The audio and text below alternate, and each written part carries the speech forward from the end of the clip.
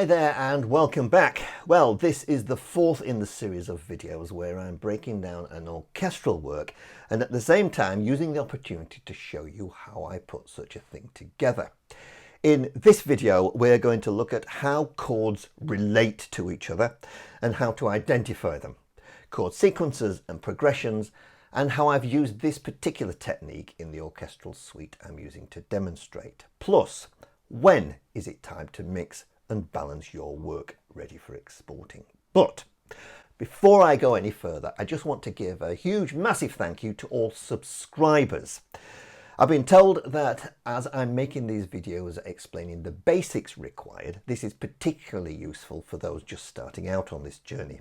So do please continue to ask me any questions in the comments box or feel free to email me at musicdirectoronline@gmail.com and keep your comments coming, including any specific areas you'd like me to cover in the future. Also, if you want to send me any of your work for review, then please do so, and even better if you'd allow me permission to play your work here in the videos.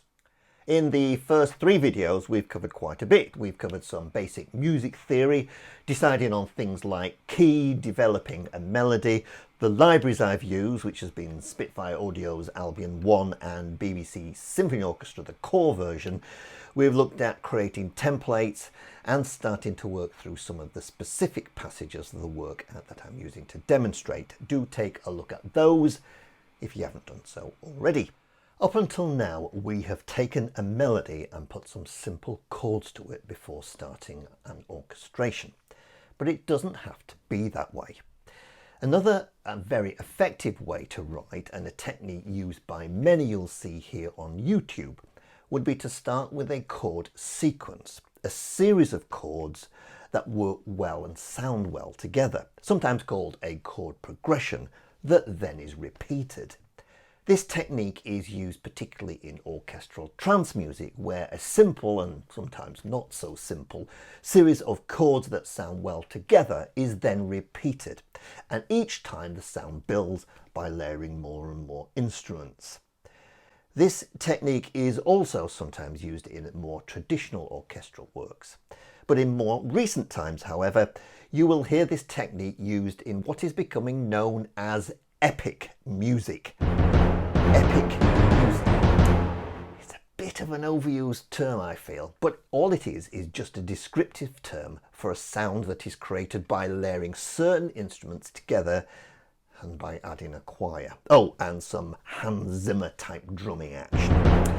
Anyway, enough of this. I'm getting distracted.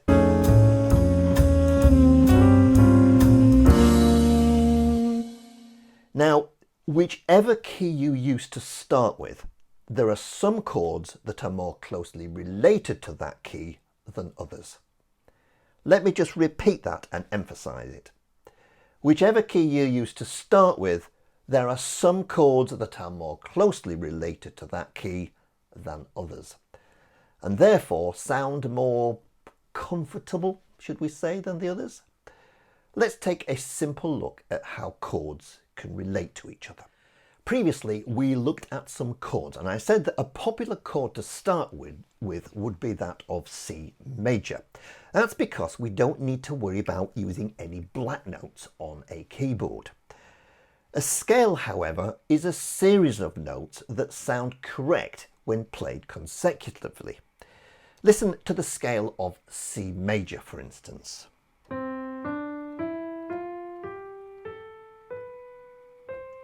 It sounds complete. Yeah, listen to it one more time. Yeah, everything is fine.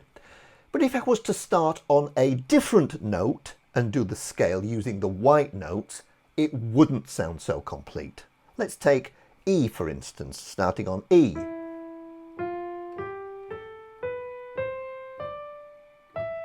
Not quite the same, because we need to use some of the black notes. So let's stick with C major. Now, there are 7 notes in any scale. In C, of course, you just heard me play there, C, D, E, F, G, A and B. And then we go back to C to make the octave or that would be the 8th note. Now let's look at using each of these notes to make a chord. So then, starting with the first note in the key of C major is C, and that chord is made up of C, E and G. If we then move to the second chord, we're going to move up from that position to that position, and we have, starting on D, that gives us D minor, which is made up of D, F and A.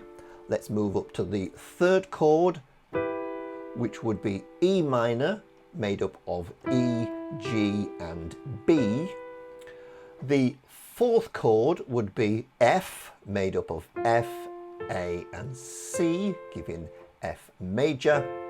The fifth chord would be G, made up of G, B and D.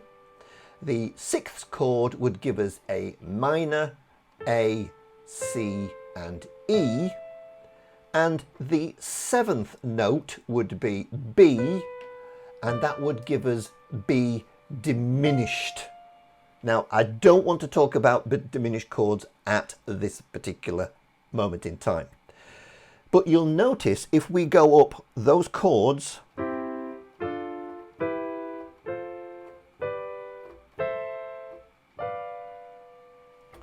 three out of all those chords in the key of C major, 3 of them are major chords and 3 of them are minor chords. The major chords in this example are C, of course, are F and are G, coloured here in orange.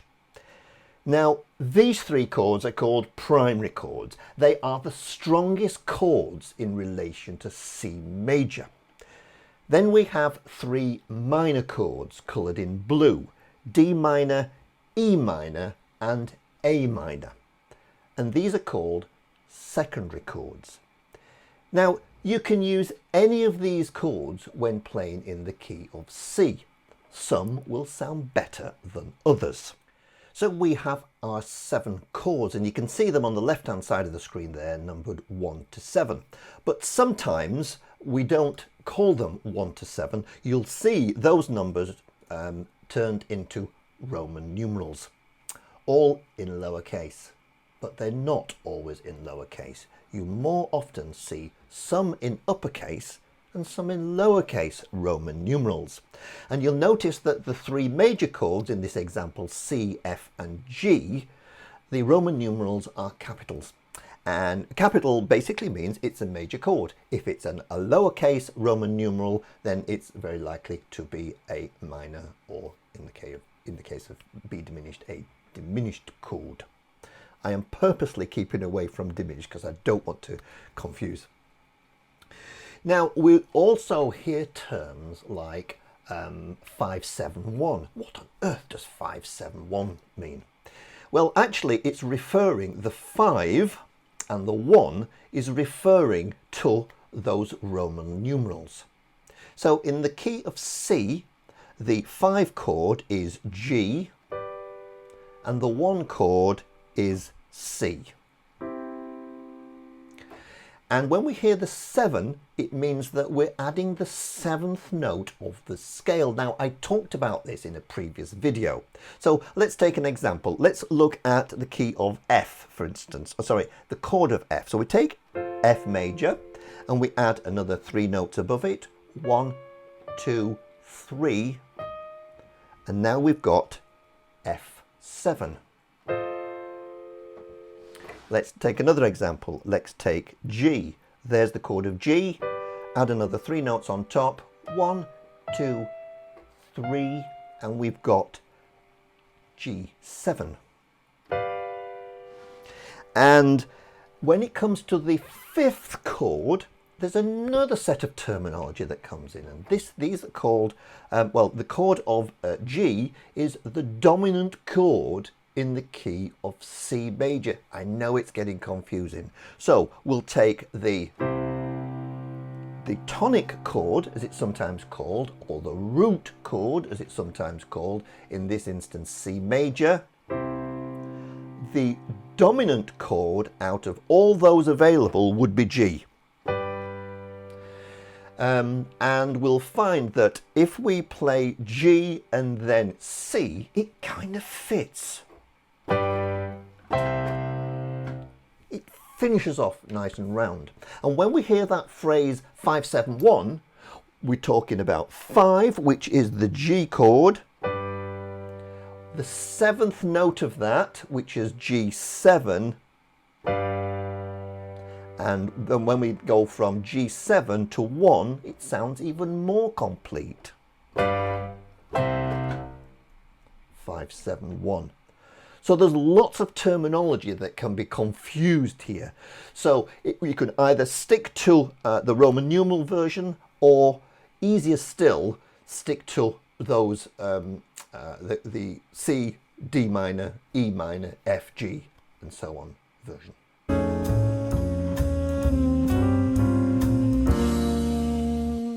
So do look online for chord progressions and you'll find lots, and the vast majority will remind you of a song, because the vast majority of Western music is made up of popular chord progressions.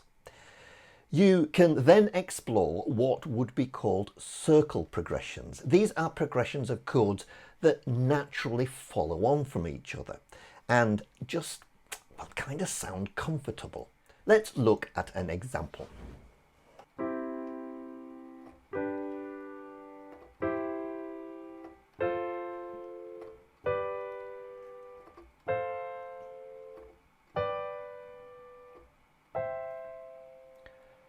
But if we were to break those up and put the chords in different positions, we talked about inversions in a previous video, that chord, same chord progression, could sound like this.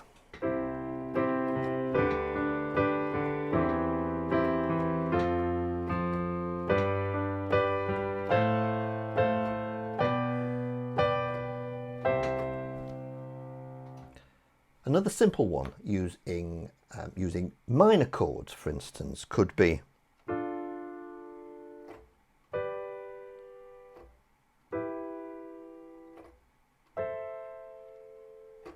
or played in a different manner.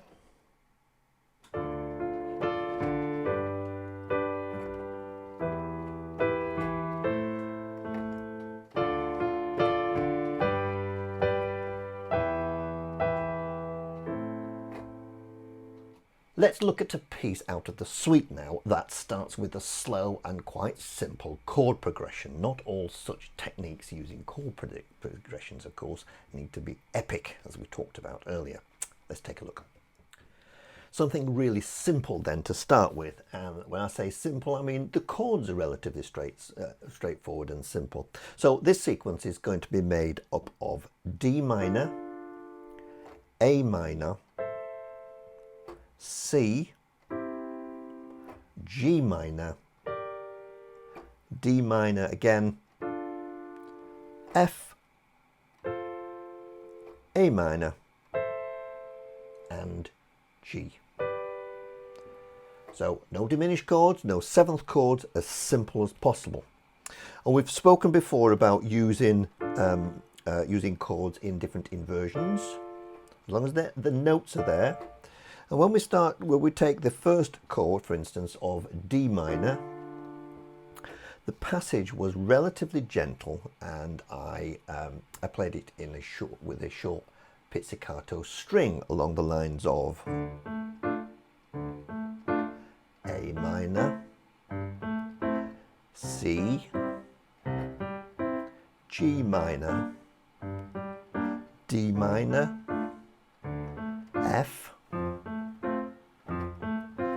A minor, G minor, sorry, G. And when that's played on pizzicato strings, it sounds something along this line. So first of all, we have a 4-bar phrase for an introduction, D minor and A minor, and then repeat that. And now we start the sequence. So D minor, A minor, C, G minor, D minor, F, A minor, and G. And then that repeats as the melody builds. And to give that a bit of extra substance, I then layered underneath a relatively slimmed down string sustained chords, and they started after the introduction. So we have the introduction and then the strings.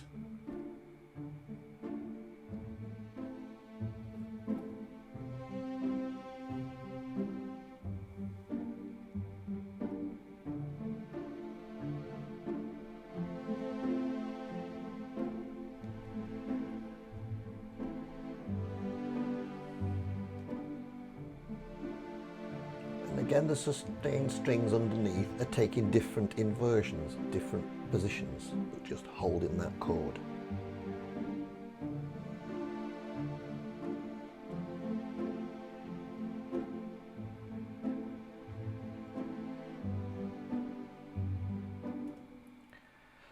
And then as far as a melody was concerned, once that's playing and we've decided on the tempo, as we mentioned in previous videos, it's quite easy just then to play around with notes and try and find a melody.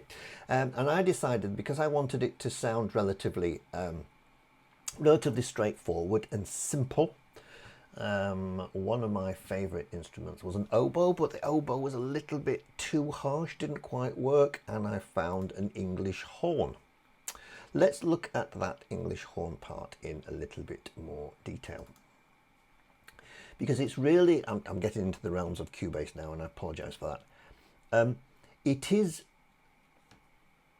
quite important, and this is completely to do with virtual orchestration, to make it sound as realistic as possible. And of course, an English horn, or cor anglais as it's called, is a wind instrument, and with all wind instruments one needs to take a breath. So it's important, you will notice if I just play this this melody on its own, that there are times where one needs to take a breath.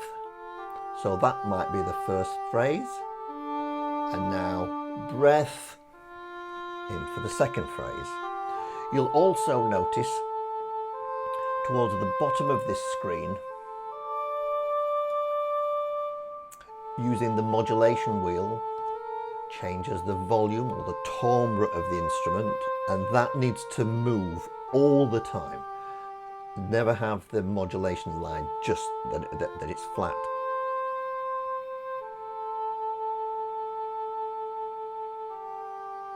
And all those notes in that melody fitted the chord at any one time, as we spoke about in the last video.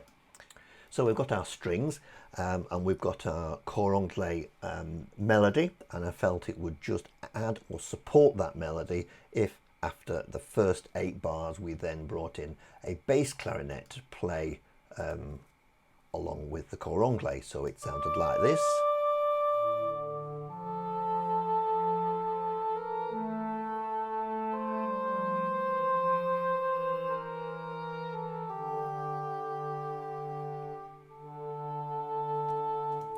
So it helps the melody along. And when we put that along with our strings, our sustained strings and our pizzicato strings,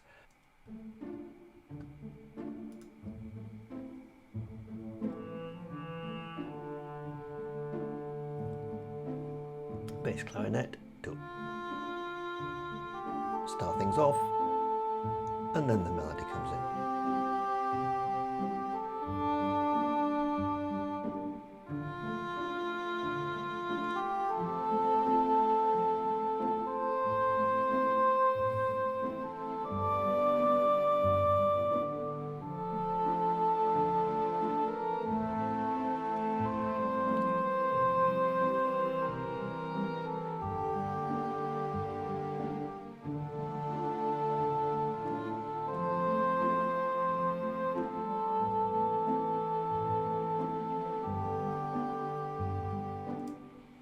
And then I think if I look a little bit closer, I might see that I've put some harp in there as well. Yep, just to support the accompaniment.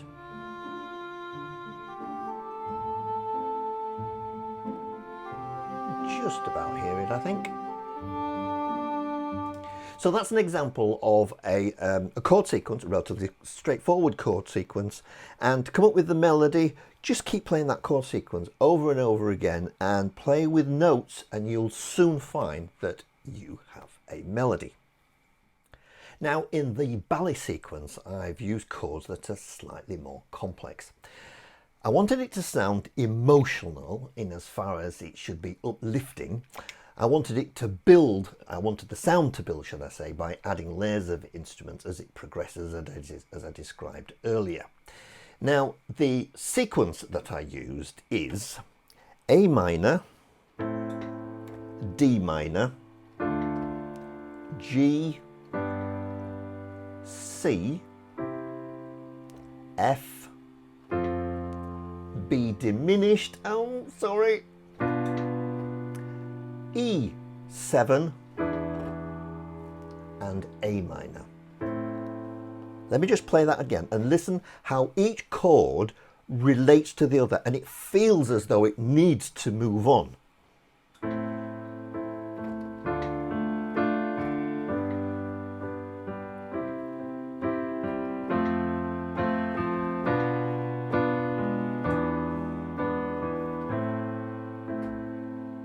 And that could repeat infinitum if need be.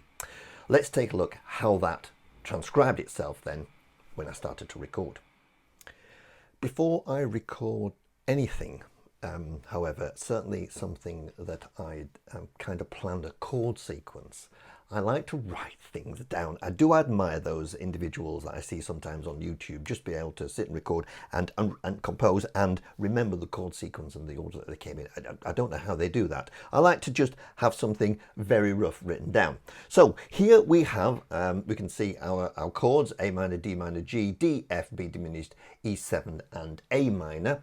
And some very simple chords laid out in piano form here.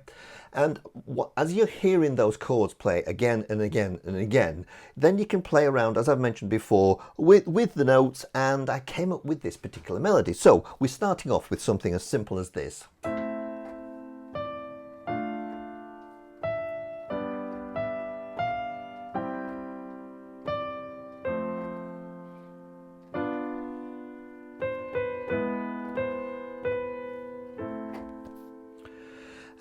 And the more I play that, and the more I start to add parts into the door, the more I want to make it slightly more involved, a little bit more complex. So that's what you've just heard, the top line. Now this second line, the melody, then started to take a life of its own. And so now the melody comes.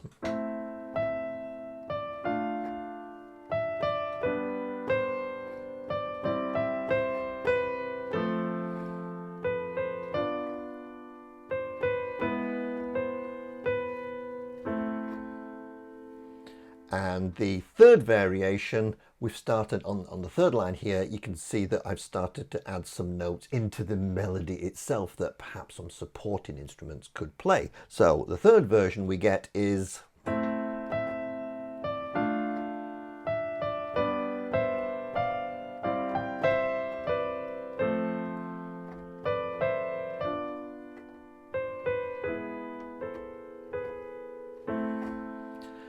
And armed with these notes, I can then start the recording for real. When starting such a recording, and I've done all the preparation in as far as I know what the melody is going to be, I like to start off with the accompaniment. And as this was going to be relatively gentle and it's going to build, I started out with a piano. So the piano, first of all, is just going to play through the chords like this.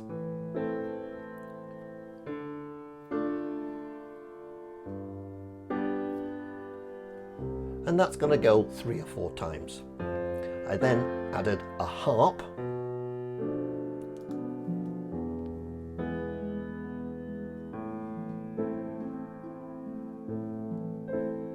No melody as yet, just going through that chord sequence.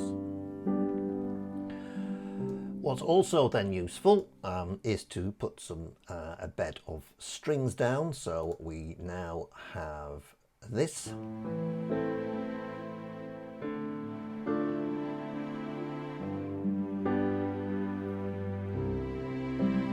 Nothing more complicated. And that's going to support the melody which is to come.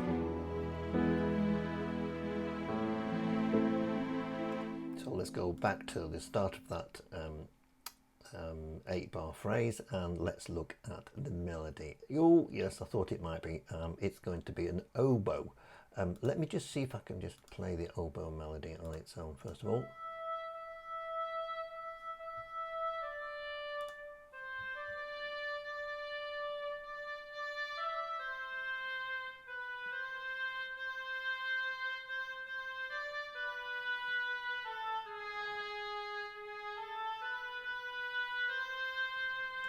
And you'll see straight away that I've started to deviate from what I've written down, and that's not a problem. What I do find is that when you've started with a chord sequence and then you start to play with melodies and it just sounds good, forget what you've written. It doesn't make any difference. It's purely a starting point. So that particular oboe solo, then with a clarinet going underneath, and perhaps I think I added a bass clarinet. Let's have the clarinet solo and the oboe solo played together first of all.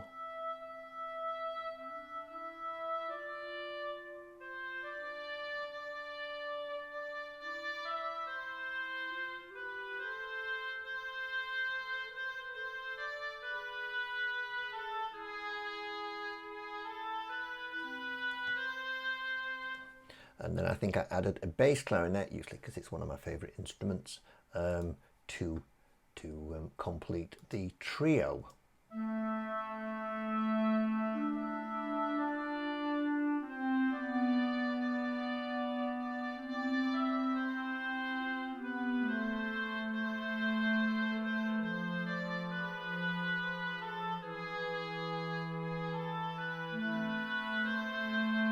So now we've got our melody, we've got our accompaniment in as far as we've got a harp and we've got the piano playing and we've got our strings. I think then for the second 16 bars we're going to have a variation of that. We're going to use the same chord sequence because the strings and the piano and the harp are still going, and I think I then what did I add next? Oh yes, I think it was a cello solo. So the cello will take over the melody, but it's not the original melody, it's developed yet again. So the last part of the oboe, now the cello.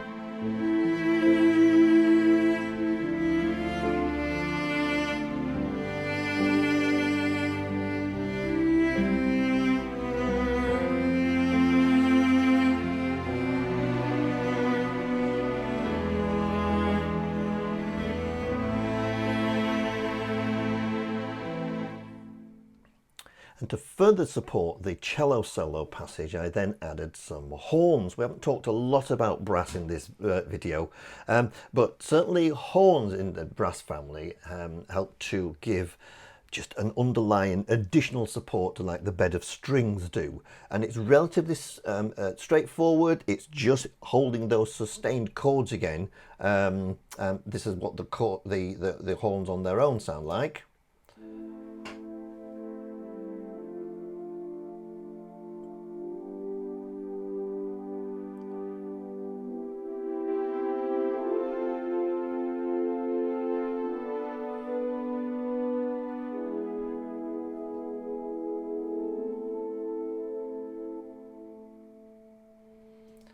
Now, I could have gone on playing with this again and again and again, but the whole purpose of writing this was, as I've mentioned previously, for a theatre company.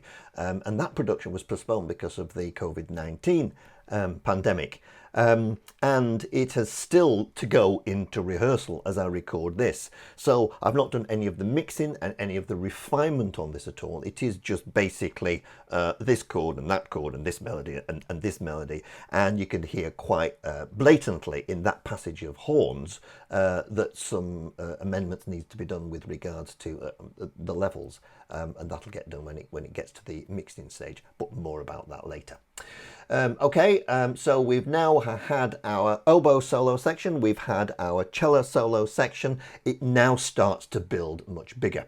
And I believe that if we drop further down, we're now going to get to the point where the low strings to start with comes in, so it takes over from the cello. Let's just see what we've got at the end of the cello solo. Then we build the strings.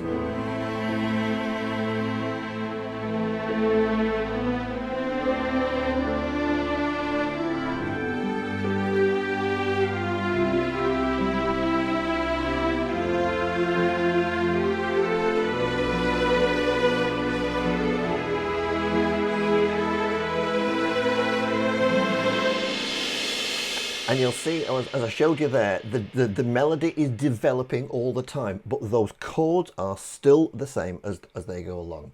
And for the fourth turnaround of the melody, we then bring in the high strings, and we mentioned choirs earlier. I don't want it to sound too epic just as yet, but once we get the high strings and the choir in, and we've added a few rounds of percussion and cymbals, we start to swell even bigger.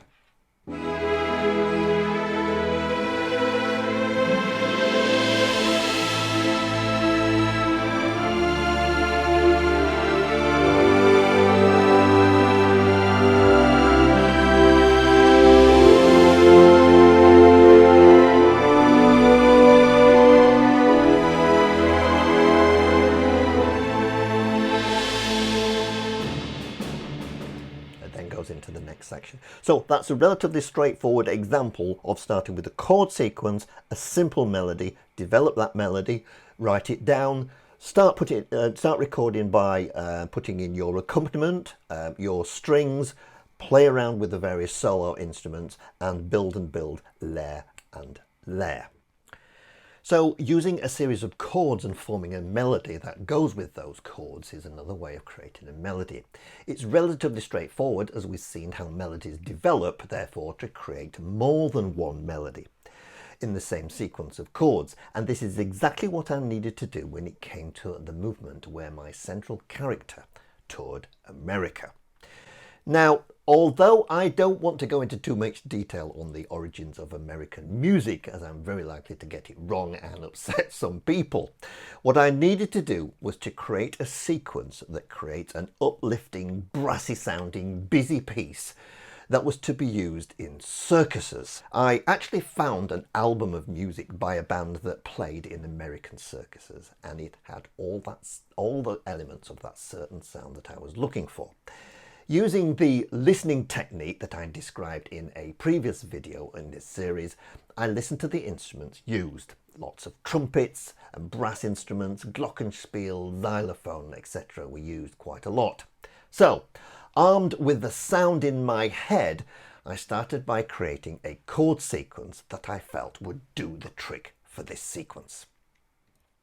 So then I'm prepared for a quite complicated piece, and prepare as much as I can by writing some things down, and I started with the chord sequence in this instance. So we can see from what's in front of us here that the chords were going to be C, C major 7, yeah, I know we've not covered that one, C6, nor that one, C major 7, but it was always going to be a mba type piece. So the accompaniment was going to go along the lines of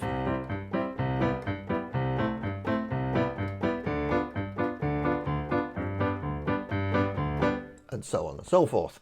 And then I thought, right, the first thing I need to do is to try and identify in the accompaniment where a melody would come from. And I noticed that C there in the chord, drop down to a B in that chord, drop down to an A in that chord, and drop down to a G in that chord, which then became that kind of melody. So we would get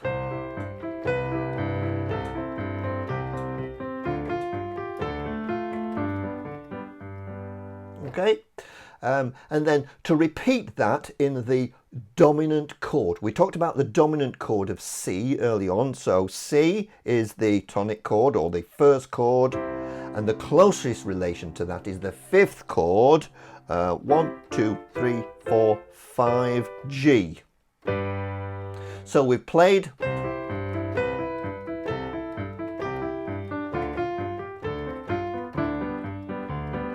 then we're going to repeat that, but we're going to play it in the key of G.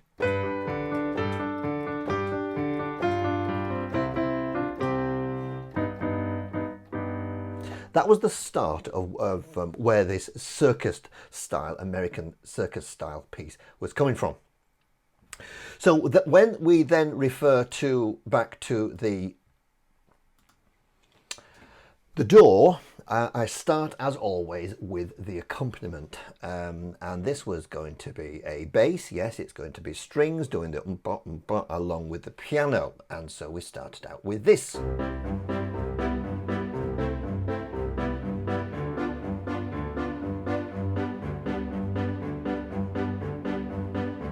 And armed with that, we were ready to put our first melody on top of it. And I believe in this instance, it was a string melody, along with, I think there was something, no, I think it was just the strings. Let's have a go.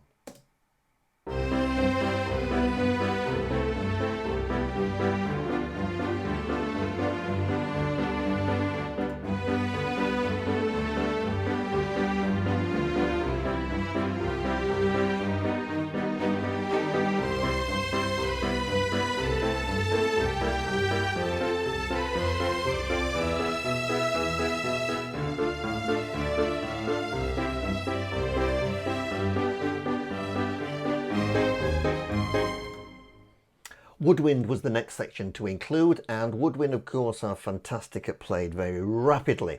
So I came up with this kind of like answering phrase, bit of a flourish as far as woodwind are concerned, and that would sound like this.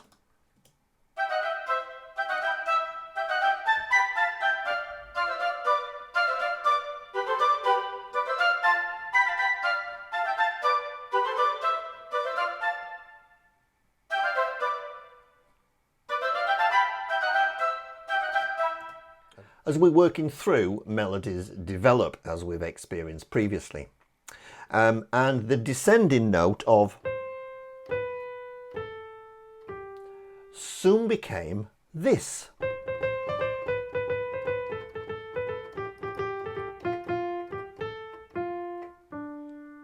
And I thought that would be quite good if perhaps the trumpets added that.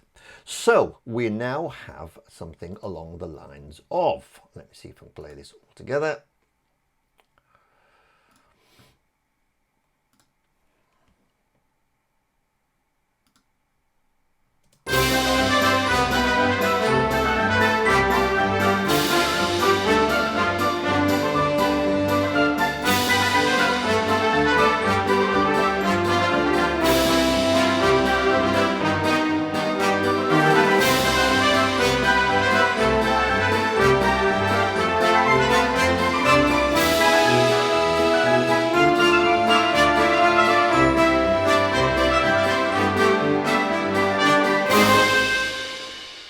But I needed to finish the piece, and I don't think I'm very good at finishing pieces off. They all sound a little bit too corny, but in this instance, I really wanted something to be corny sounding. Now, we're in the key of C, and we could go from G back to C again. But to make it sound extra corny and the sort of style that a lot of band leaders tended to write in this era, would rather going straight back to C, would put a different chord in. So we'd go C, we'd go to G, and then we'd go to A flat, and then we go back to C again. And this is the effect that it has. So the last chorus and then into the corny ending.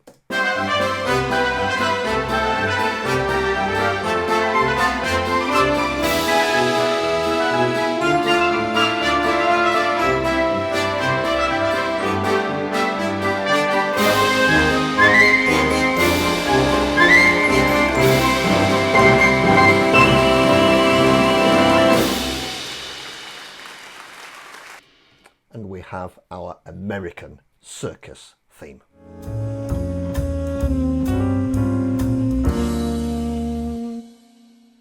So we've now reached the point where we need to consider mixing and finishing our recording or our music.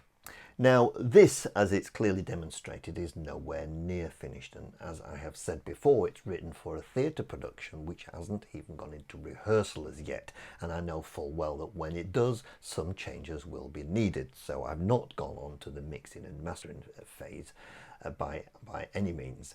But one of the hardest decisions to make is to know when any piece like this is finished. It's a little bit like how a painter knows when a portrait is finished. Well, it's kind of finished when you know it's finished. That's really easy to say and very difficult to put into practice though. One tip though is resting your ears and not listening to the same passage again and again for hours on end. This is vital. Move on to something else, watch TV, sleep on it, and you will always come back to your piece with fresh ears and very likely to hear something you didn't hear previously. Balancing or mixing your track is something many people on YouTube talk about. Making sure the volume of that flute solo or that big brass section has the punch that it needs. Now, unlike popular music, orchestral music shouldn't need a great deal of so-called mixing. If you have studied the instruments that you're using and using those instruments against other instruments in the right way, very little adjustment to levels of the recording will be needed. What I'm really saying is that good orchestration considers the limitations of the instruments and how they should be used, and as such will or should be self-balancing. You wouldn't use a bass trombone section playing loudly against a solo flute, for instance. Listening to others, as I mentioned previously in other videos, will soon give you the ability to know when levels are right. I don't want to go into the technical aspects of mixing and preparing your recording for export, as that's very likely to be specific to your recording software, and of course it's not the purpose of these videos. I hope that over the series of these videos I have given you some ideas to get you started and some tips on what may make things a little simpler when it comes to this, what can be a very complicated business of virtual orchestrating and recording your orchestral music. If there's anything I have left out or you want me to cover specifically, please do leave comments in the comments section here on YouTube. If I can though, I'd like to leave you with a couple of tips. Firstly, listen to other people's music. Listen to classical music or even better, buy yourself some study scores and follow what the classical composers of the day were doing in the works we now know as classics. But above all, enjoy what you do and don't be put off by others you may feel are much better than you. They too started out one day and they too, like me, had to get their head around this wonderful world of orchestral recording technology, as complicated as it can be. Hope to see you again soon.